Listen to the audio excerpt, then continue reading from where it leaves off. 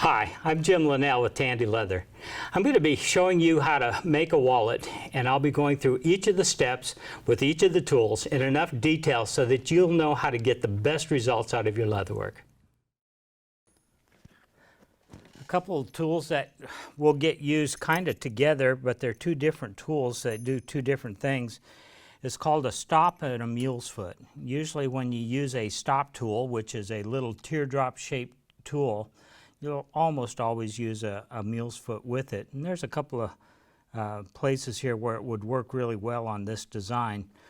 One of those places is right here at the junction of these petals on the acanthus leaf. Right here where these two petals end, or where that line ends, would be a good place to kind of give a little flair to that.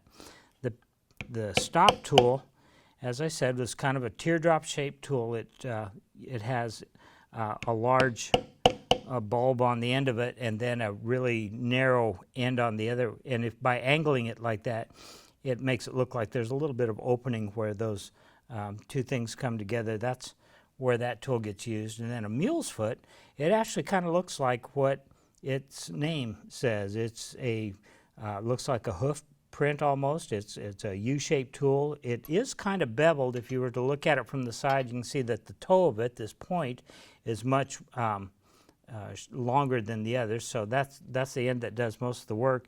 And usually when this tool is used, we use it in a series of impressions. We'll start right up here close to the stop tool. We'll use an impression that's fairly deep, and then as we make a series of impressions in a row moving down the end of it, we get lighter and lighter and lighter. So usually there's 4 or 5 impressions when you use this tool, and it gives kind of a nice flare to the end of where that stop impression is used. And those are the kind of places that a stop tool would normally be used, is in a place like that. So now we're getting really close to the final step, which is the backgrounding step. So we're going to let this leather, we're going to moisten it one more time, but then let it dry some. Backgrounding works best if you have it a little bit drier. So, but that's going to be our next step.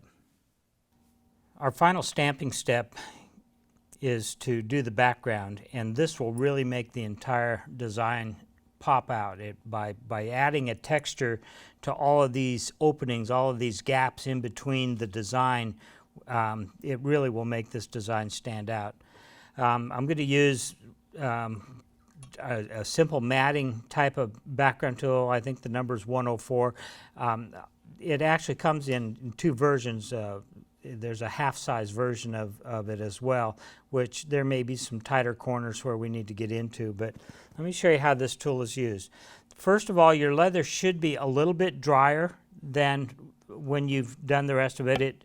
It works best if there's just a little moisture in it, but not as much as when you're doing some of the other steps.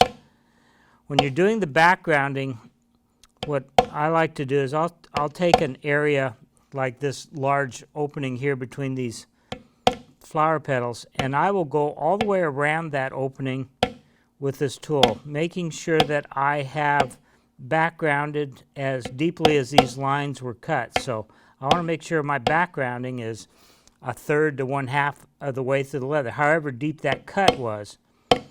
And by making sure that I've got it that deep around the edges, then I'll come back and fill in the center area, mat all of that down to match. That way I get a good amount of contrast between the backgrounding and the rest. This tool can be walked a little bit, kind of like the beveler and the pear shader, where you kind of let it hop along and overlap the impressions, and that's actually how you get the best smooth results. You can go over it if it doesn't come out as smooth as you like the first time. You can come back over it and kind of even it up.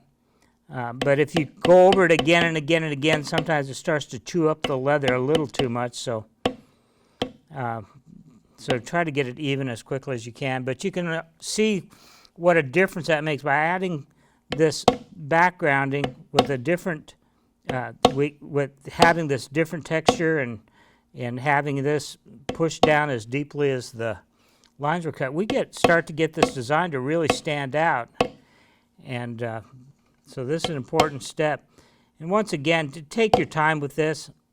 If you have done just a really smooth, clean job all the way along up to this point, and then you just get a little careless and you take a bite out of one of these flower petals, there's just no way to fix that. So take your time, make sure you've got each one of these impressions where you want it before you whack it with the mallet.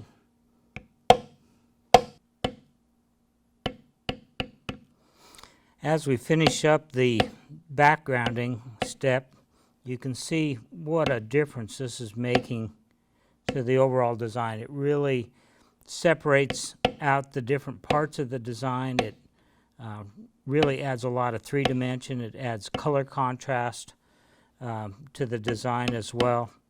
And it really starts to look like a finished pattern.